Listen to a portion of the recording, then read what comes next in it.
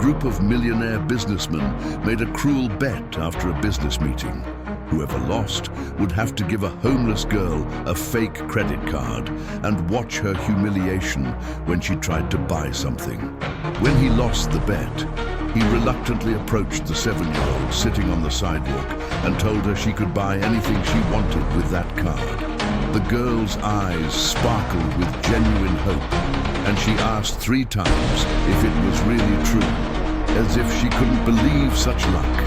At the market, surrounded by his wealthy friends waiting to laugh, she walked through the aisles full of options and chose only one simple thing that broke his heart. The afternoon sun cast a golden sheen across the glass and steel skyscrapers of Manhattan, reflecting the city's opulence and the euphoria bubbling on the rooftop of the most exclusive bar in Midtown. Arthur Sterling raised his crystal glass, the amber liquid dancing within, and clinked it against those of his partners, Rick and Greg. The ringing sound was muffled by their loud, confident laughter, the echo of a successfully closed deal that would add several more $1 million to each of their already vast fortunes. At 35, Arthur was the personification of success. His name was synonymous with the Midas touch on Wall Street, turning every investment into pure gold. He lived in a world of profitability charts, rising dividends, and a cash flow that seemed inexhaustible. But beneath the facade of a ruthless billionaire lay a ravenous, almost childlike need to be admired by those he considered his peers. It was this need that made him vulnerable to the most foolish of wagers. Rick, with a mischievous grin, seized the moment. "A toast to the profits," he said, "and to celebrate, a little bet to liven up the afternoon." Arthur felt the familiar rush of adrenaline. He never turned down a challenge. The bet was simple, a round of a quick card game. The loser would have to complete a dare chosen by the others. Luck, which so favored him on the stock market, abandoned him then. He lost. Rick and Greg erupted in laughter. From the height of the terrace, Rick pointed to the street corner far below. Sitting on a piece of cardboard, huddled against the wall of a building, was a little girl, small, with tangled hair and faded clothes. "There it is," Rick said, his eyes glinting with cruelty. "You're going to go down there, give her this card." He pulled a perfect-looking fake credit card from his wallet, one he used for pranks, "and tell her she can buy whatever she wants, whatever her heart desires." The plan was to film the child's humiliation at the store's checkout and laugh about it later. Arthur felt a slight hesitation, a shadow of discomfort, but the mocking gaze of his friends propelled him forward, to step down from his pedestal, to dirty his expensive shoes on the sidewalk, all to maintain his image as a fearless, fun-loving man. He took the card, adjusted his designer suit, and went down. With every step he took toward the girl, the city noise seemed to swell, drowning out the voice of his conscience. He crouched in front of her, the scent of his expensive lavender cologne contrasting with the street dust. "Hello," he said, in the smooth voice he used to close deals. This is for you." He held out the gleaming plastic card. The girl, who couldn't have been more than 7, looked first at the card, then at him, with enormous, suspicious eyes. "What's this?" she whispered. "It's a magic card," Arthur lied, forcing a smile. "You can go to that store over there and buy anything you want." He felt a knot form in his throat, but he pushed on. The girl took the card with trembling fingers, as if holding something sacred, and then she looked at him, and Arthur saw something he didn't expect. It wasn't greed nor suspicion. It was hope, pure, crystalline, a light so intense it seemed to burn. Her deep brown eyes shone with a force that hit him like a punch to the gut. For an instant, the world around him disappeared. The laughter of his friends on the rooftop, the roar of the traffic, the importance of his own ego, it all dissolved before that gaze. He felt a sharp, unfamiliar pang, a discomfort that refused to be ignored. He stood up abruptly, turning his back so he wouldn't have to face those eyes another second, but the image was already seared into his mind, an open wound in his carefully constructed indifference. Arthur turned sharply, his heart hammering against his ribs in a way he hadn't felt since his first major trade on the stock exchange. He tried to recompose his mask of indifference, of superiority. As he walked back toward the building entrance where his friends were waiting, the plan was simple: go up, get another drink, and laugh at the scene that would unfold. But the image of those brown eyes, filled with an almost painful hope, haunted him. It was a strange feeling, like a dissonance in a perfectly orchestrated symphony. He, a multi-millionaire who measured the world in assets and liabilities, felt destabilized by a child who owned nothing. He stopped and, against his will, looked back. The girl, whom he now saw was named Leah, as an older boy called her name while passing by, didn't run to the glittering toy store on the other corner, nor to the candy shop with its colorful window display. She stood up, smoothed her threadbare dress, and with the fake card clutched in one hand, walked with an almost solemn hesitation toward the small grocery store across the street. A pang of curiosity, mixed with a growing sense of dread, made him stop. Why the grocery store? His friends on the rooftop were surely wondering the same thing, the joke taking an unexpected turn. Leah paused on the curb, right in front of him, before crossing. She looked at him, her head tilted, as if trying to decipher a complex puzzle.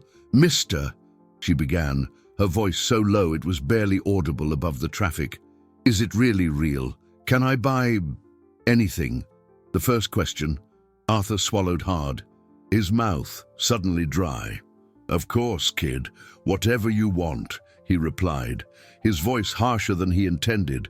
He wanted her to just go, for the farce to be over.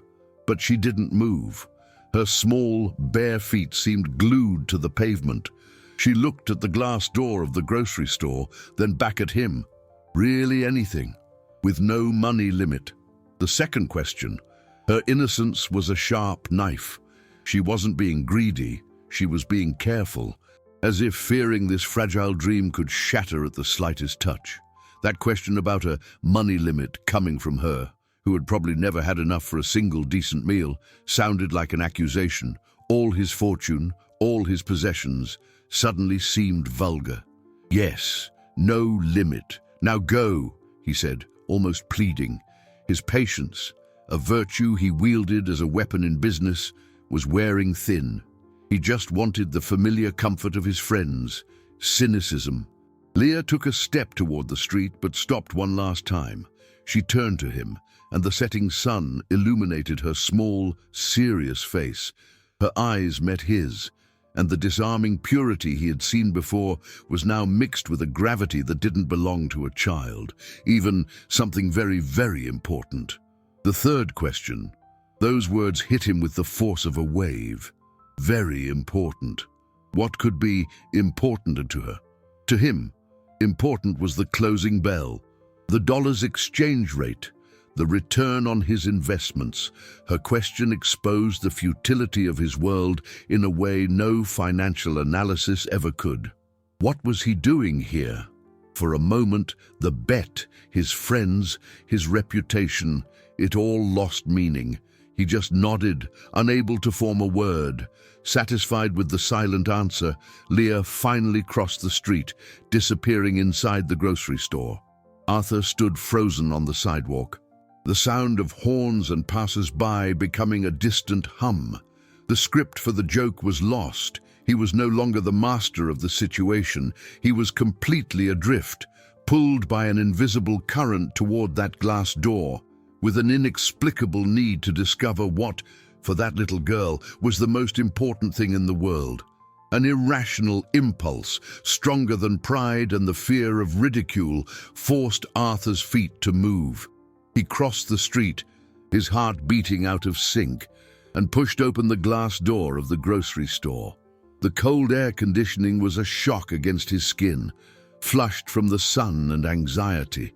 The smell of fresh bread and cleaning products, so common to most people, was for him the scent of a forgotten world, a place he hadn't visited in years, since his money and position had elevated him to a plane where such mundane tasks were delegated to others. His friends, high above, must be baffled, perhaps even laughing at his sudden, strange curiosity. To hell with them. In that moment, their approval seemed insignificant, a distant echo of a life that was beginning to feel hollow. He spotted Leah near the produce section.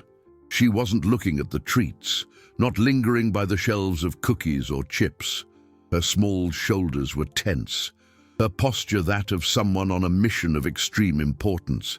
She moved with a purpose that Arthur, with all his capital and multi-million-dollar deals, rarely felt. He followed her at a distance, hiding behind a pyramid of canned goods, feeling like an intruder, a spy in his own cruel game. What was she looking for so intently?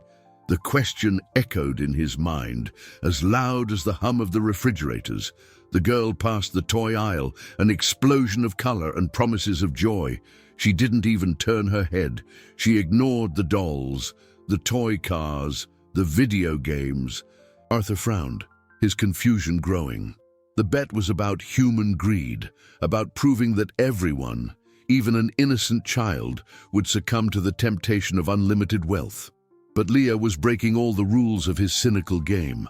She didn't want toys. She didn't want candy. She didn't want anything a child would normally desire with all their might. Finally, she stopped. She stood before the large dairy refrigerators, their fogged glass doors hiding rows upon rows of products. With a visible effort, she stood on her tiptoes, her arm stretched to its maximum. Her small, thin hand passed over the yogurt cups, the expensive cheeses, the creamy puddings. And then she grabbed her prize. It wasn't a chocolate cake, nor a pint of imported ice cream. It was a simple, anonymous, and cold bottle of milk. Just that. She hugged the bottle to her chest as if it were the world's most precious treasure, a smile of pure relief illuminating her face. A deafening silence took over Arthur's mind. The world seemed to stop spinning. Milk, the answer to anything, even something very, very important, was milk. All his arrogance, all his certainty about human nature crumbled in an instant. He felt hollow, stripped of something he didn't even know he had. He watched, paralyzed, as Leah walked proudly to the checkout counter. She placed the bottle on the counter and, with the solemnity of someone sealing a major deal, handed the fake credit card to the cashier. The woman, with a tired look, took the card and swiped it through the machine. Arthur held his breath. He knew what was coming, but the anticipation was now not of amusement, but of pure dread. The machine emitted a sharp, electronic beep, a sound that sliced through the market's air. A red light blinked insistently. The cashier looked at the screen, then at the little girl, her face a mixture of pity and embarrassment. "I'm sorry, sweetie," she said, her voice soft, but the words fell like stones. "This card has been declined." The word declined hung in the air, as cold and sharp as the machine's beep. For Arthur, who lived in a universe where cash flow was king and a declined payment was an abstract concept applied to others, the sound was more humiliating than any loss on the stock market. But the humiliation wasn't his, or at least it wasn't supposed to be. The target was the girl. However, as he saw the light in Leah's eyes extinguish like a candle in a gale, he felt the shame ricochet and hit him squarely. The smile of relief she had when she picked up the milk dissolved, replaced by a mask of confusion, and then a silent resignation that was infinitely more devastating than tears. She didn't throw a tantrum, didn't whimper. She just lowered her head, her small shoulders slumping in defeat. "It's okay," she whispered to the cashier, her voice barely audible. "Sorry to bother you." She turned to leave, leaving the bottle of milk, her treasure, behind on the counter. In that instant, Arthur's universe shattered. He heard, in his mind, the cruel laughter of Rick and Greg echoing from the rooftop. He imagined them toasting the success of their joke, celebrating the small tragedy they had orchestrated. The sound, which once represented camaraderie and power, now made him nauseous. His entire net worth, his assets, the fortune accumulated over years of ruthless business, seemed to turn to dust.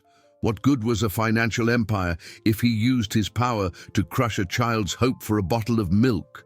The question, why the milk, returned with full force, and with it, an overwhelming certainty began to form in his mind. That milk wasn't for her. That mission, that seriousness, was not for a simple childish whim. There was something more, something he, in his frivolity, had failed to see. Without thinking, he moved. He left his hiding spot behind the canned goods and strode to the checkout, the sound of his expensive shoes echoing on the linoleum floor. "Wait," he said, his voice hoarse. Leah stopped, turning with frightened eyes. The few people in line stared at him, recognizing the famous businessman. The cashier's eyes widened. Arthur ignored them all. His focus was only on the bottle of milk and the girl who had abandoned it. He pulled his wallet from the inner pocket of his jacket, the soft leather a stark contrast to the fake plastic card still on the counter. He took out his personal credit card, a piece of black metal with no known limit, and handed it to the cashier. "I run this," he ordered, "and add bread, cheese, and some fruit, the best you have." The stunned cashier obeyed in silence. As she scanned the items, Arthur crouched again in front of Leah. This time, there was no arrogance in his gesture, only a heavy regret. "I'm sorry," he said, and the words came out with a sincerity that surprised him. There was a mistake with the other card. Leah just watched him, her eyes huge and unreadable. Clutching the hem of her dress, she didn't understand the initial cruelty, and now she didn't understand the sudden kindness. The payment was approved instantly. Arthur took the bag, feeling the comforting weight of the milk bottle inside. He handed it to Leah. "This is yours." She hesitated for a second before taking the bag with both hands, as if afraid this too was an illusion. As he walked out of the store, his phone started vibrating in his pocket. The name Rick glowed on the screen. He silenced it without looking. High up on the rooftop, he could see the silhouettes of his friends gesticulating, probably confused and angry. He didn't care. He turned his back on the building, on the bar, on the life he knew, and began to follow the girl, who was now walking hurriedly, clutching her bag as if her life depended on it. And Arthur felt that, somehow, his did too. The girl walked quickly, with the determination of someone who knows the way by heart and is in a hurry to reach their destination. Arthur followed at a respectful distance, feeling like a complete stranger in his own city. He, who knew every shortcut to the financial district and every five-star restaurant, now found himself winding through streets he normally only saw through the tinted window of his car. The scent of jasmine from manicured gardens gave way to the odor of dampness and exhaust from narrow alleys. The imposing architecture of corporate towers was replaced by peeling facades and broken windows. He was crossing an invisible border, leaving his world of wealth and entering a territory of need. Every step he took was a step away from his comfort zone. People looked at him with curiosity and suspicion. A man in an Italian suit, shining shoes, and a gold watch did not belong here. He ignored the stares, his focus entirely on Leah and the bag she carried. The question about the importance of the milk continued to resonate in his head, now with a tone of urgency. With every block, the answer seemed to become clearer and at the same time more painful. Finally, Leah stopped. She ducked into a dark alley between two abandoned buildings, a place Arthur would never have noticed. He hesitated for a moment, prudence warring with the need to understand. The awareness of his valuable possessions, the risk of walking into a place like this, assailed him. But the image of disappointment on the girl's face was stronger. He took a deep breath and entered the alley. At the back of the narrow corridor, sheltered by stacked cardboard boxes, was a small, makeshift shelter. A stained old mattress covered by a thin sheet served as a bed. Sitting there, huddled and shivering under a worn blanket, was a boy, a little younger than Leah, maybe 5 years old. His face was pale, his lips chapped, and a cold sweat glistened on his forehead. He coughed, a dry, weak sound that seemed to tear through the alley's silence. Leah ran to him, kneeling by his side. "I got it, Peter, I got it," she whispered, her voice filled with desperate triumph. She opened the bag and took out the bottle of milk with the care of someone handling precious medicine. With the help of a cracked plastic cup, she poured the white liquid and brought it to her brother's lips. The boy drank eagerly, his eyes closed, and a little color seemed to return to his face. Arthur stood frozen at the entrance of the alley, his body rigid, the air trapped in his lungs. The scene before him was a blow to his soul. Leah's deal, her very important mission, was not to satisfy a whim, but to care for her sick brother. That milk wasn't a luxury, it was a vital necessity. The humiliation he felt in the store transformed into something much deeper, a visceral self-loathing. The bet, the laughter, the planned cruelty, all of it was designed to break the spirit of a child who was fighting, with a courage he had never known, to save her brother. His phone vibrated again. This time it was Greg. He answered, anger simmering beneath his skin. "Arthur, where the hell did you go? We were ready for the punchline. You ruined the best part." Greg's voice sounded irritated and mocking on the other end. Arthur looked at the two children huddled on the mattress, at the half-empty bottle of milk, at the silent dignity in this scene of misery. The futility and rot of his social circle had never seemed so clear. "I'm busy," he said, his voice as cold as steel. "Don't call me again." He hung up before Greg could respond and shoved the phone in his pocket, the gesture symbolizing a rupture. He was no longer one of them. In that foul-smelling alley, witnessing an act of pure, desperate love, Arthur Sterling, the billionaire, felt that all his money, his entire fortune, was worthless. He had lost the bet, but in a way no one could have predicted. He had bet on malice and found goodness. And that discovery left him completely, irredeemably broken. The break with his past was as sudden and violent as hanging up on Greg. Arthur felt a vacuum open where the security of belonging to that exclusive group, that financial elite, had once been. For an instant, the fear of loneliness, of ostracism, threatened him. But then he looked again at Leah and Peter, and the fear turned into determination. He had spent his entire life building a fortune, accumulating assets, thinking only of profit and dividends. Now, before these two children, he realized his greatest liability was his own empty soul. He took a step into the alley, the sound of his shoes on the dirty ground announcing his presence. Leah spun around, startled, and instinctively moved in front of her brother, like a small lioness protecting her cub. Her eyes, which had once shone with hope, were now filled with suspicion.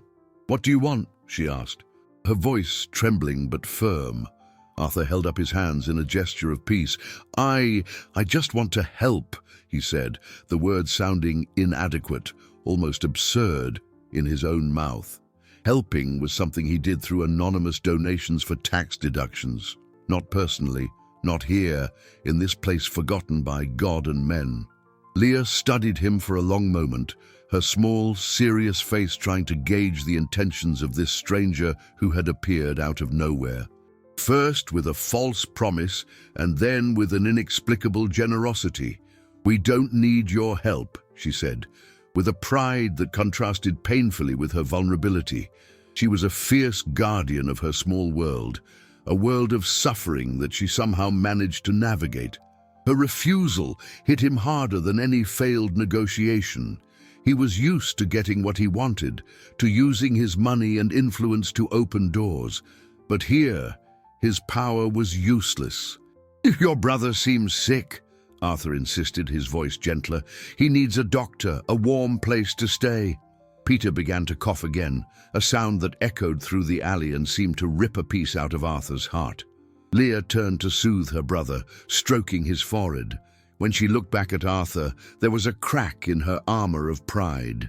"We don't have money for a doctor," she admitted, her voice low. And we have nowhere to go." The confession was a whisper, but to Arthur, it was a scream. He remembered the futile arguments with his friends about which private island to buy for vacation, about the boredom of having access to everything. The injustice of the world presented itself to him, raw and brutal. He had to do something, not for charity, not to clear his conscience, but because, for the first time in a long time, he felt it was the only right thing to do. He took out his phone, but not to call his friends. He looked for his private doctor's contact. Before he could dial, the sound of loud voices and laughter approached the alley's entrance. "I told you he'd be around here, meddling where he doesn't belong." It was Rick's voice, laced with contempt. Arthur turned and saw his two, now former friends, standing at the entrance, their faces contorted in a mix of mockery and anger. "What's this, Arthur? Playing social worker now?" Greg jeered, pointing his phone to film the scene. "Our great investor, the market genius, playing the good Samaritan with this." Greg's gaze swept the alley with disgust. Their presence here, in this almost sacred space of survival, felt like a profanation to Arthur. The anger he had felt on the phone returned with full force. "Get out of here," he said, his voice low and dangerous. Rick laughed. "And spoil the show? No way. We just came to give you a message. The guys at the club are finding your attitude very strange. They're saying you've lost your edge, that you're getting soft. That's not good for business, my friend. Reputation is everything." The message was a veiled threat. His social circle, the same one that applauded his ruthlessness in business, now condemned him for an act of humanity.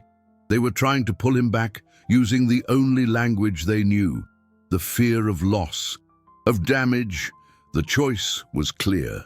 On one side, the world he had built, his fortune, his status. On the other, two helpless children in an alley. He looked at Leah, who was watching the scene with terrified eyes, clinging to her brother. "The decision wasn't difficult," I said. Arthur repeated, taking a step forward, placing himself between the men and the children. "To get out."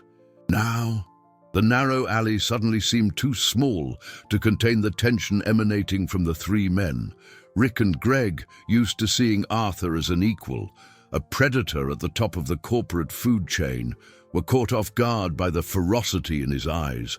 It was the same intensity he used to destroy competitors or close hostile takeovers, but now it was directed at them.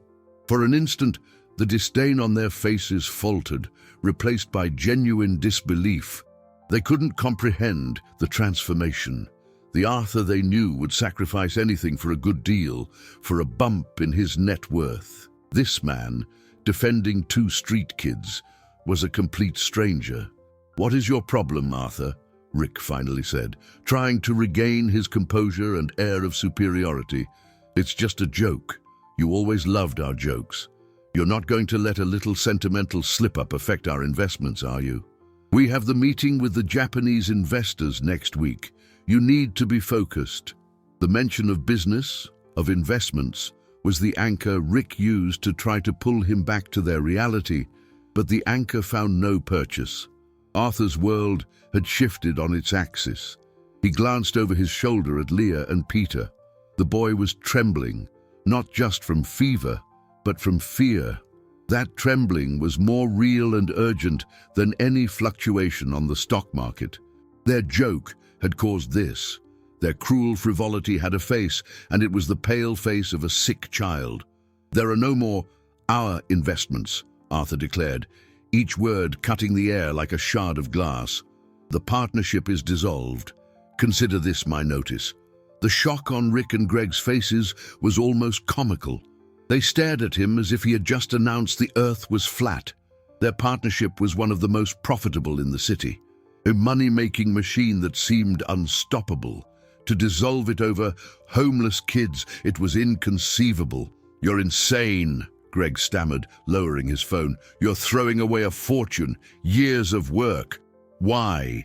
"Because I finally realized what we've become," Arthur answered, his voice heavy with a weight he hadn't known he carried. "We don't build anything. We just accumulate. And in the process, we've lost any trace of humanity. I don't want to be a part of it anymore." He turned his back on them, a final act of dismissal, and walked back to the children. He knelt beside Leah, completely ignoring the presence of the other two men. "Don't worry," he said to her, his voice now gentle. "They're leaving. I'm going to get you out of here." Rick, humiliated and furious, took a step forward. "You will regret this, Arthur. We made you, and we can destroy you. The market doesn't forgive weakness." The threat hung in the air, but Arthur didn't even turn around. His attention was on Peter, who seemed to be growing weaker. He took out his phone and, this time, completed the call to his doctor. "Dr. Evans, it's Arthur Sterling. I need you. I have an emergency with 2 children. Yes, now. Send a private ambulance to the address I'm about to give you and prepare the best room at the hospital. No questions asked. The bill is on me." Upon hearing the word ambulance, Leah flinched. Her world, built on distrust and abandonment, didn't know how to process this kind of help. But seeing the calm authority in Arthur's voice, a small flame of trust began to sprout amidst her fear. Across the alley, Rick and Greg looked at each other.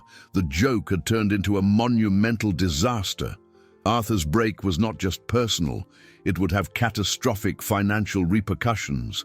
The prank, meant to humiliate an anonymous girl, had just imploded their empire. They turned and walked out of the alley in silence, no longer with the arrogance of winners, but with the dark fury of the betrayed. The war was declared. Arthur, however, wasn't thinking about the war. He took off his expensive jacket and used it to cover Peter's shoulders, offering a little warmth. In that simple gesture, a definitive turning point occurred. He was no longer Arthur Sterling, the billionaire. He was just Arthur, a man trying to fix a terrible mistake, a mistake that would lead him down a path he could never have imagined. The sound of the siren, distant at first, grew until it became a shrill wail that ricocheted off the alley walls. Red and white lights flashed intermittently, painting the scene of misery with strokes of urgency and panic. Leah shrank back, pulling Arthur's jacket higher on her brother's shoulders, as if she could shield him from the world invading their refuge. When 2 uniformed paramedics entered the alley with a stretcher, her fear turned to terror. "No!" she cried, her voice thin and shrill. "Leave him alone. He didn't do anything."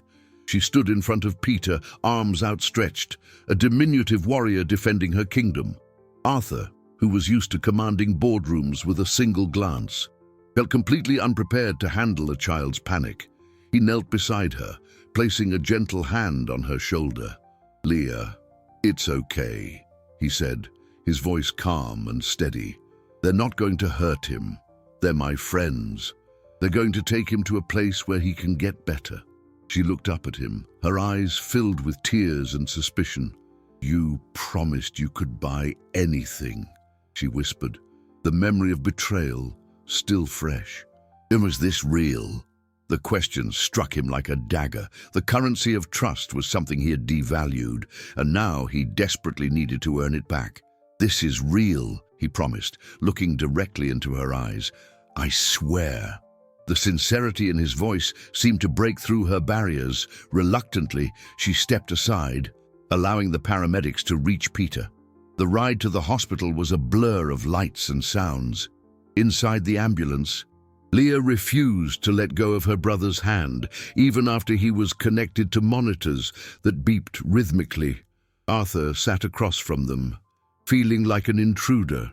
He observed the state-of-the-art medical equipment, the efficient care, and thought of the cost. To him, it was just another transaction, a sum debited from his vast fortune. To these children, it was either a miracle or a nightmare, and they didn't yet know which. At the private hospital, the contrast was even starker. The lobby was silent and luxurious, the faint scent of fresh flowers replacing the smell of antiseptic common in public hospitals. Nurses in immaculate uniforms greeted them immediately, guiding the stretcher to an exclusive wing. But the efficiency of Arthur's world collided with Leah's emotional reality when a doctor approached. "Mr. Sterling, we're taking him to pediatrics for some tests. The young lady can wait here." The word separation was the trigger. "No," Leah screamed again, clinging to the stretcher. "I'm not leaving him alone. I'm staying with him." The tears she had held back so forcefully finally streamed down her dirty face. Arthur saw the pure desperation in her eyes. She was the only constant in Peter's life, and vice versa. Separating them was like tearing off a limb. He intervened, his voice filled with an authority that came not from money, but from a new understanding. "She stays," he told the doctor.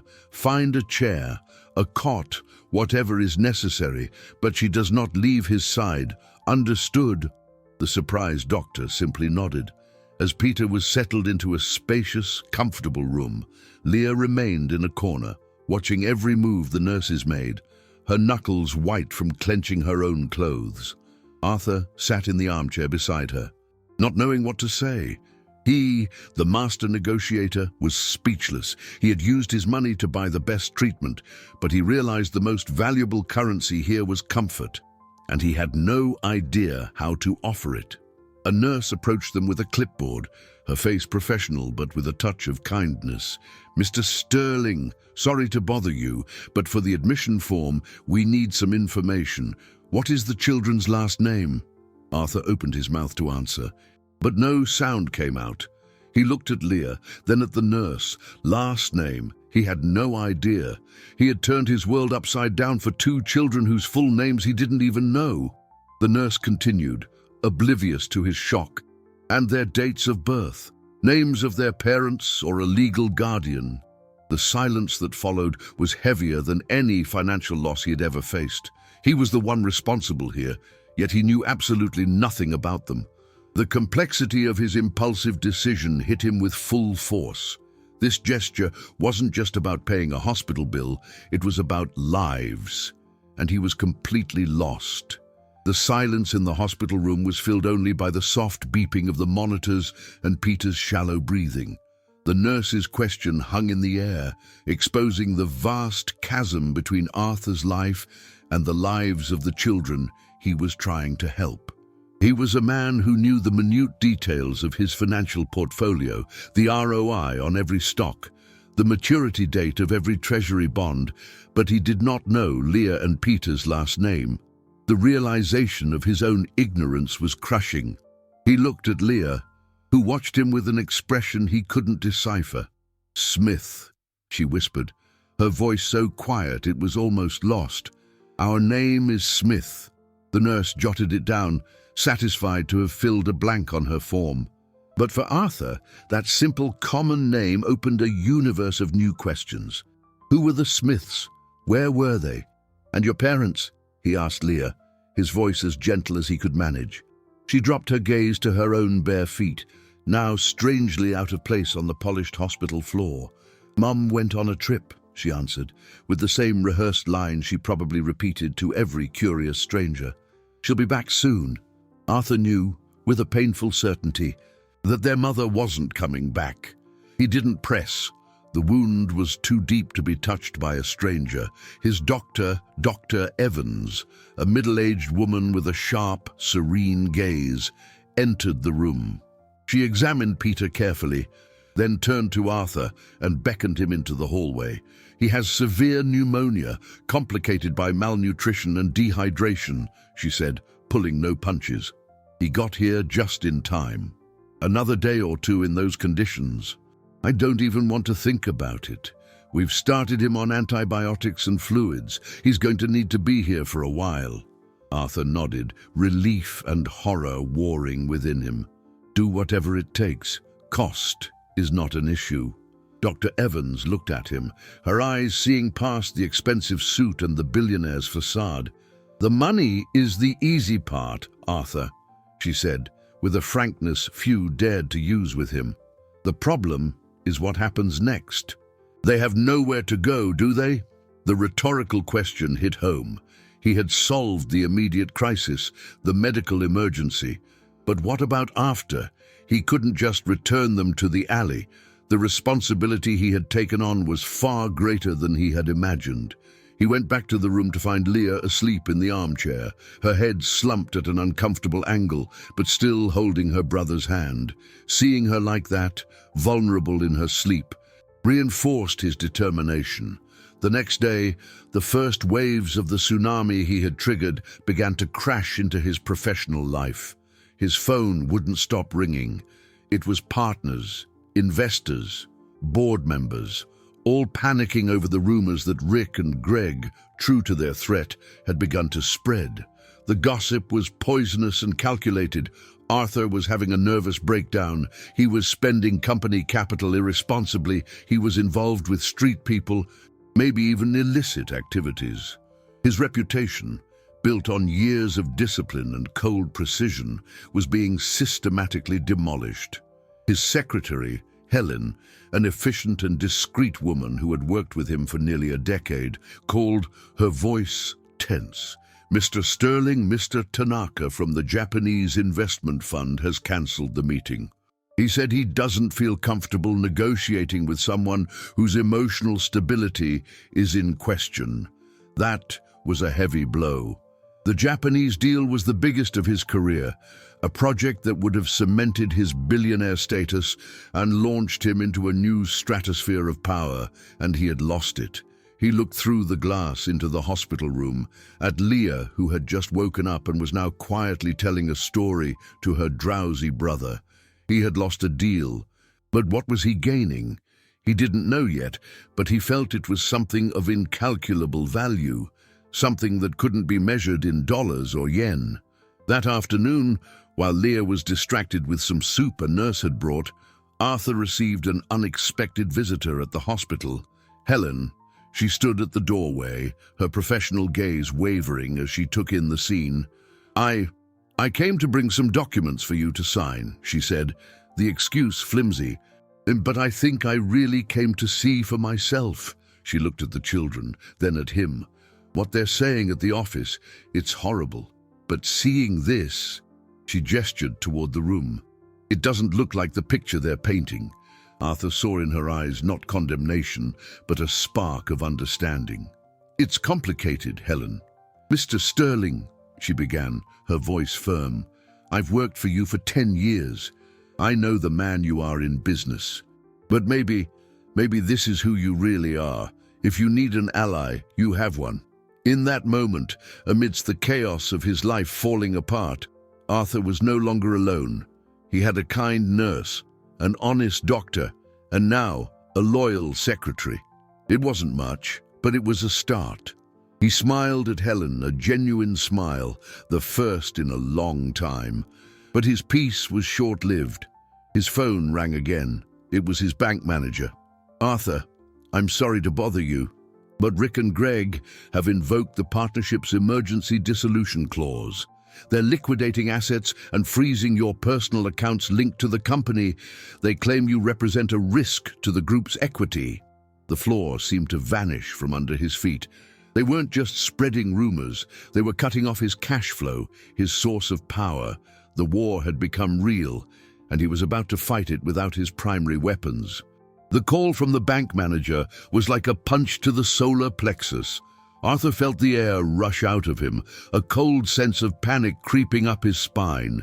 He, who moved millions with a simple voice command, now had his accounts frozen.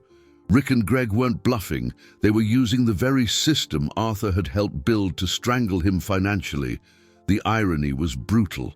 He stepped away from the room so Leah wouldn't see him, walking to a window at the end of the hall that overlooked the city.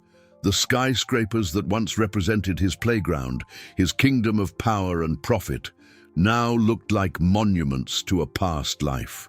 "How far can they take this?" Arthur asked the manager, his voice tight.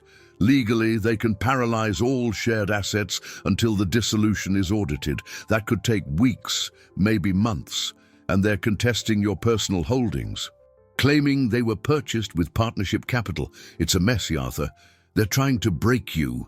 He hung up, his mind spinning. The fortune he had considered inexhaustible was suddenly out of reach. He still had assets, private crypto holdings, gold in vaults, but his liquid capital, the cash that kept his empire running and paid for bills like this exorbitant hospital stay, was locked down. His first reaction was fury. He wanted to call his lawyers, to start an all-out war. But then he glanced back at the door to the room where 2 lives depended on him. A legal war would be long, expensive, and above all, a distraction. And he couldn't afford to be distracted. He needed focus, a plan. Helen, who was still there, had witnessed the conversation in silence. "What are you going to do?" she asked, genuine concern in her voice. "I'm going to fight," he answered, "but not on their battlefield. They want me to despair over the money, but my priority is different now." He took a deep breath, organizing his thoughts as he would before a major negotiation. "Helen, I need you.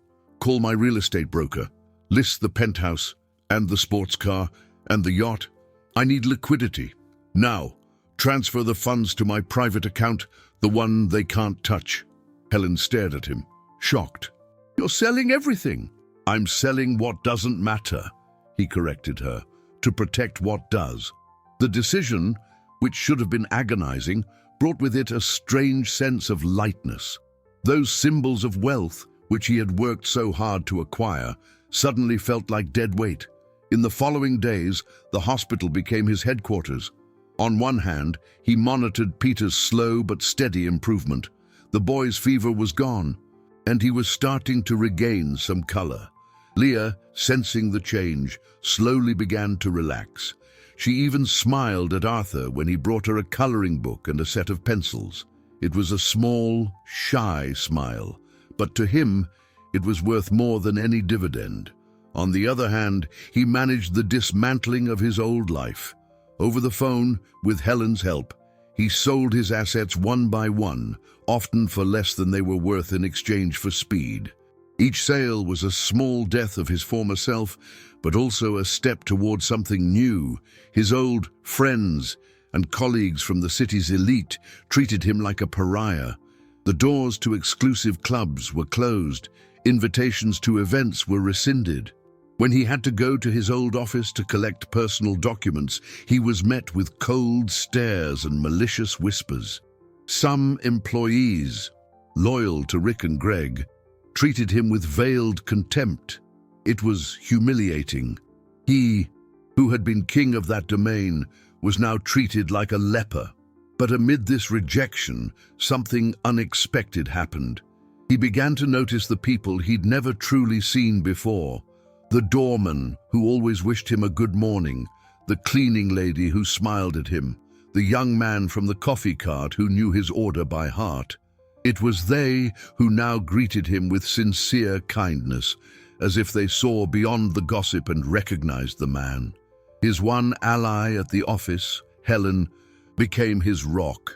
She worked for him in secret, feeding him information, organizing his new financial life, and most importantly, offering unwavering moral support.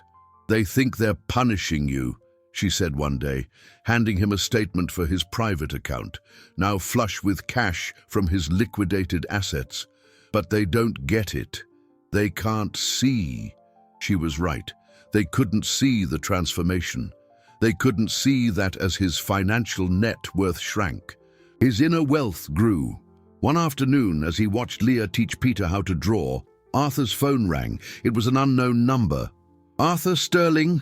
a hesitant female voice asked. "My name is Claire. I'm your neighbor from the apartment next door." "Well, your old apartment. I just wanted to say, what you're doing, it's brave. Most of the people in this building, with all their money, wouldn't have an ounce of your decency." The call was short, but the impact was immense. Amidst so much scorn, a voice of support. A stranger, maybe, he thought. He wasn't as alone as he imagined, but the battle was far from over. That evening, Dr. Evans called him aside. Peter is improving, but the tests revealed a congenital heart defect, likely aggravated by the pneumonia. He's going to need surgery. It's delicate and very expensive. The news landed like a bomb. Just when he thought he was winning, a new obstacle, larger and more frightening, appeared on the horizon. The surgery would cost nearly everything he had managed to raise from selling his assets. He would have to choose a young boy's life or the last remnant of his former fortune. Dr. Evans's words, heart defect, delicate surgery, very expensive, formed a cold knot in Arthur's stomach. He, who once measured risk in market percentages and life in quarterly earnings reports, was now faced with an equation that defied all his logic. The cost of the surgery wasn't just a number, it was the end of his net worth, the annihilation of his former self. It was the sum he had set aside as his safety net, his capital to start over, the last inheritance from his life as a business titan. To spend it meant leaping off a cliff without a parachute, betting everything not on a promising stock, but on the fragile beat of a small heart. He walked back to the room like an automaton. Leah was sitting on the edge of Peter's bed, reading to him in a low voice from a book a nurse had given them. The scene was so serene, so full of a simple, pure love, that it contrasted violently with the storm raging inside him. The world of Rick and Greg, with its relentless pursuit of one more million, one more yacht, one more status trophy, suddenly seemed pathetic and distant. He's going to get better soon. Right, Leah asked, looking up at Arthur. There was a trust in her he didn't deserve, a faith he himself had shattered days ago with a fake credit card. Her question wasn't about money or complex surgeries, it was about hope. And he realized that, in that moment, he was the guardian of that hope. The choice ceased to be a choice. It was an obligation, the only honorable action left to him. He could lose all his money, but he couldn't bear the thought of watching the light in those eyes go out again. The instant his decision solidified in his soul, his phone buzzed with a sinister urgency. It was Helen. Her voice, normally calm and controlled, was choked, on the verge of tears. "Mr. Sterling, they did it," she whispered, her voice breaking. "Rick and Greg, they leaked confidential information about your renewable energy fund, the project that was your dream, your chance to build something of value." Arthur felt the floor give way. That fund was his only major investment outside the partnership, his bet on a better future, the proof that he could use his capital to create, not just accumulate. "All the primary investors pulled their support this morning," Helen continued, sobbing softly. "The fund has collapsed. Your personal investment, everything you had in it, it's gone, wiped out." It was the killing blow. That money was his last fortress, the final piece of his empire. They hadn't just isolated him, they had actively hunted him down and destroyed him, for pure revenge. They wanted to teach him a lesson, to show him that no one leaves the pack unpunished. The message was clear. Without them, he was nothing. The ruin was total. For a moment, darkness enveloped him. The anger, the despair, the humiliation. They had won. He was broken. But then, he heard Peter's faint laugh, reacting to something Leah had said. The sound, so fragile and so precious, cut through the darkness like a lighthouse beam. They could take his money, his businesses, his reputation, but they couldn't touch that. They couldn't touch what truly mattered. With a calmness he never imagined he possessed, he ended the call with Helen. He walked out of the room, found Dr. Evans in the hallway, and looked her in the eye. "Doctor," he said, his voice firm and clear, "schedule Peter's surgery for the earliest possible date. I am authorizing full payment in advance." He no longer had a fortune. He barely had enough. But he had a purpose. And for the first time in his life, he felt truly rich. He just didn't know that by saving Peter's life, he had just signed the final death warrant for his own financial freedom. The hospital bill was only the beginning of his fall. Peter's surgery was a success. Dr. Evans's words sounded like the sweetest melody to Arthur's ears. For the first time in weeks, he felt a wave of genuine relief, a sense that despite all the chaos and loss, he had done the right thing. He watched from the hallway as Leah, sitting beside her brother's bed, showed him the colors in her drawing book, her face lit with a fragile but radiant joy. Peter, still weak, smiled, a ghost of the smile that would one day be full again. In that moment, the loss of his empire, the betrayal of his friends, the rejection of his social class, it all seemed small and insignificant. He had traded his fortune for a boy's life, and looking at that scene, he felt like the richest man in the world. But peace is a precious commodity, and for Arthur, it proved to be terrifyingly fleeting. It started with a cough from Leah.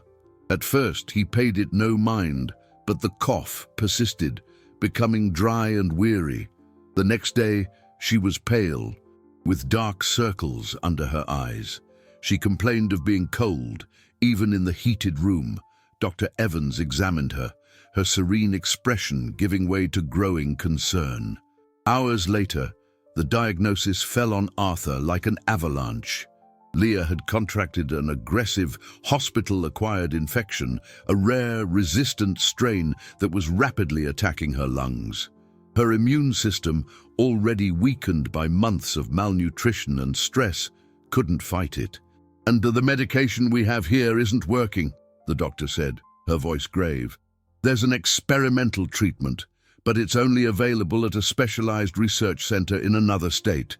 We would need to transfer her immediately on a fully equipped medical flight. Time is crucial." The cost she quoted next made Arthur's blood run cold. It was an astronomical sum. It was, by a cruel coincidence, almost exactly what he had left in his private account. The very last remnant from the dismantling of his life.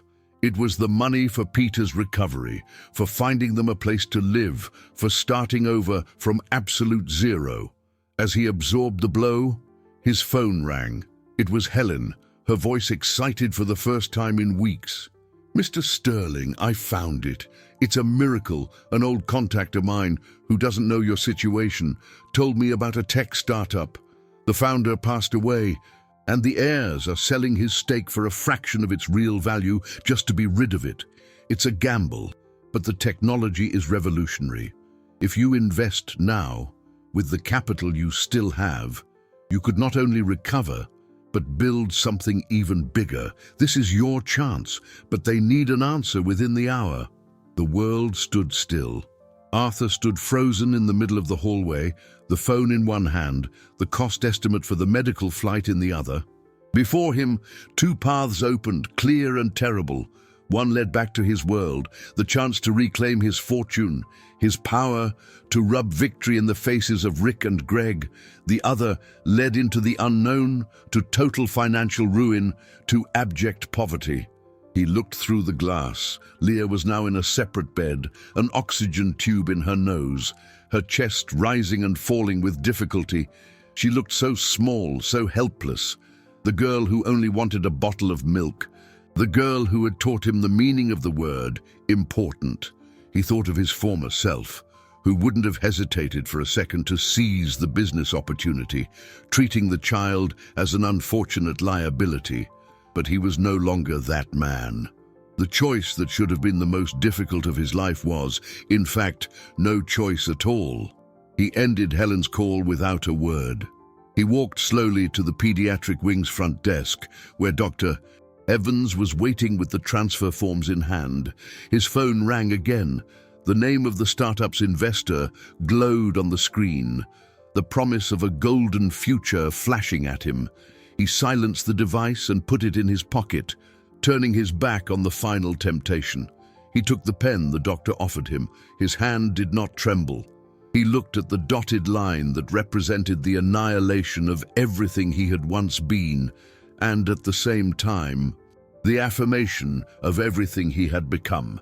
He began to sign his name. The moment Arthur's pen slid across the paper, authorizing Leah's transfer and consequently zeroing out his bank account, a profound silence settled in his soul.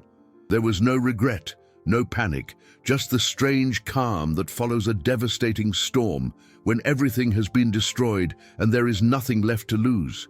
What remained was the essence, the bare framework of his new self. He had chosen, and in doing so, he found a freedom that no fortune had ever given him. The following days were a blur of anxiety and hope.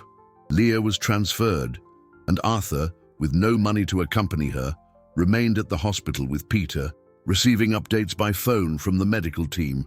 Each call was an emotional roller coaster. The infection isn't responding as we'd hoped.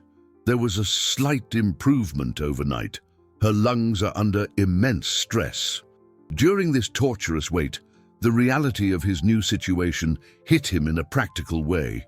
The hospital, aware that the final payment had been made, began to press him about Peter's discharge. He had nowhere to take him. He no longer had an apartment, no money to rent one. He was, for all intents and purposes, homeless with temporary custody of a recovering child. It was Helen who, once again, proved to be his anchor. She showed up at the hospital one afternoon, her face determined. "I have a small apartment I inherited from my parents," she said matter-of-factly. "It's empty. It's in a simple neighborhood, but it's clean and safe. Stay there as long as you need. I won't take no for an answer." Her generosity, so simple and so profound, left Arthur speechless. He, who had once measured loyalty in bonuses and percentages, was now sustained by the kindness of a woman he barely knew personally. When Peter was finally discharged, Arthur took him to Helen's small apartment. It was a world away from his old penthouse. Instead of floor-to-ceiling windows with a view of the city, there was a single window overlooking a brick courtyard. Instead of Italian marble, the floor was worn hardwood. But there, as he prepared a simple meal for Peter in the small kitchen, Arthur felt more at home than he ever had in his glass palace. A week later, the phone call he had both dreaded and hoped for arrived. It was Leah's doctor. "Mr. Sterling," she began, and the pause that followed was the longest of Arthur's life. "The treatment worked. The infection has subsided. She's weak, but she's out of danger. She's going to be okay." Arthur collapsed into a chair. The relief, so overwhelming, it left him weak. The tears he had held back for so long finally came, silent and hot. He cried for Leah's life, for Peter's second chance, and for the death of his former self, a grief that was also a celebration. The children's recovery marked the beginning of a new phase. With no money and no job prospects in his old field, his name was tarnished by Rick and Greg's smear campaign. Arthur had to reinvent himself. He began to apply his brilliant business mind in a different way.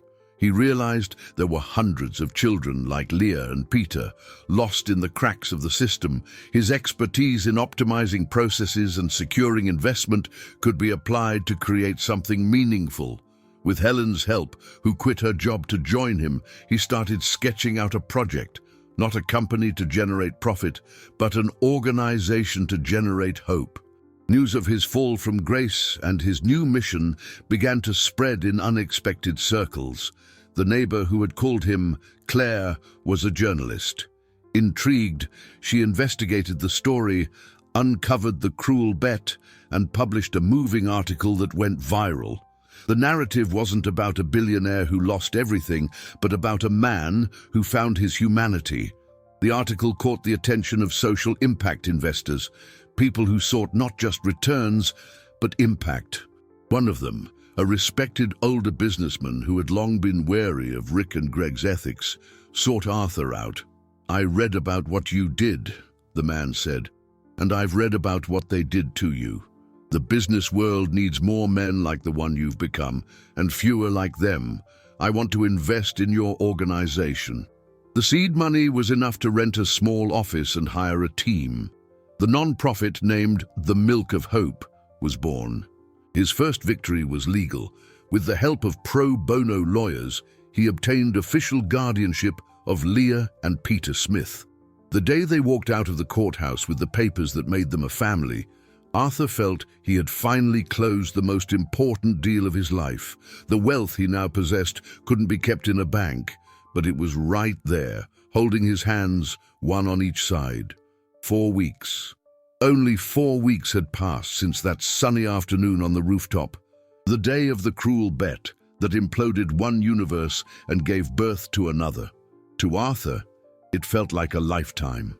The man who toasted profits with frivolous friends was now a ghost, a distant memory of someone he barely recognized. The new Arthur wore simple clothes, drove a second-hand car, and lived in a modest apartment, but his gaze held a depth and peace the billionaire before had never known. The milk of hope grew by the day. The story of Arthur, Leah, and Peter became a powerful symbol. Donations started to pour in, not just from large investors, but from ordinary people touched by the narrative of transformation. Volunteers offered their time and talent. The organization, built on the foundation of Arthur's business acumen, was efficient and focused, using every dollar to create safe shelters and support programs for homeless children.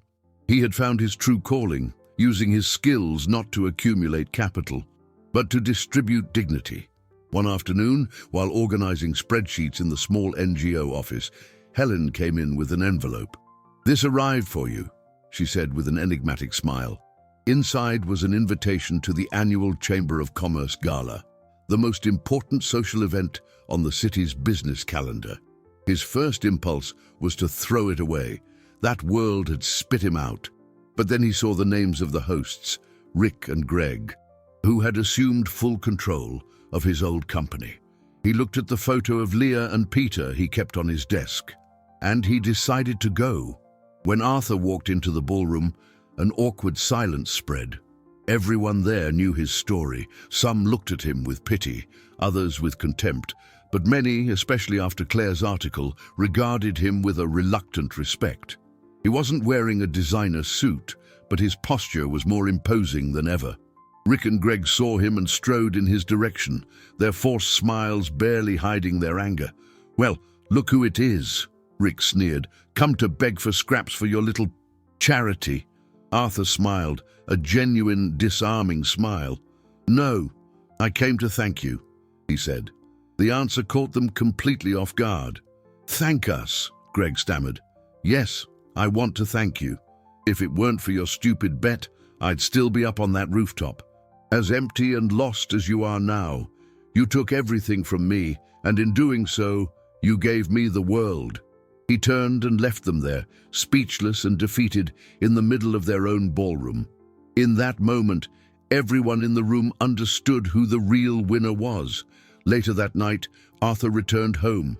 The apartment lights were on. As he opened the door, the smell of chocolate cake enveloped him. In the small living room, Leah and Peter, now healthy and vibrant, ran to hug him. A slightly lopsided cake with lit candles sat on the coffee table. "It's our 1-month family anniversary," Leah announced proudly. Arthur knelt and hugged them tightly, his heart overflowing with a kind of wealth that couldn't be quoted on the stock exchange. He looked at his children's happy faces and understood the final lesson. The girl who chose only milk when offered the world wasn't asking for too little. She was asking for everything that mattered. And the businessman who lost a fortune to honor that choice discovered that the greatest investment he ever made wasn't in stocks, crypto, or gold, but in the future of 2 children.